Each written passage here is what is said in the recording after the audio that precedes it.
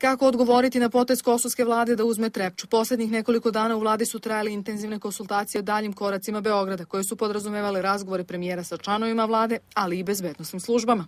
Možemo da očekujemo veoma izbalansirane, pažljivo promišljene odluke nastale nakon sagledavanja svih aspekata situacije, i onog koji se odnosi na situaciju na Kosovu i Metohiji i neophodnost očuvanja dobrih odnosa sa svima u međunarodnoj zajednici, što je vitalno, i ekonomskih posledica. Sve će to biti uzeto u obzir.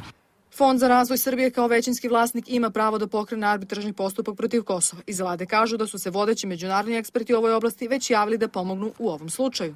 Moramo da iskoristimo sva sredstva i sigurno da i činjenica da narod na Kosovu i Metohiji ne dozvoljava bilo kome da upadne u posed, da zauzme ono što je naše, jeste jedan od stubova očuvanja onoga što jeste naše. Domaći stručnjaci u ovoj oblasti objašnjavaju da je ovo skup proces koji može da traje godinama.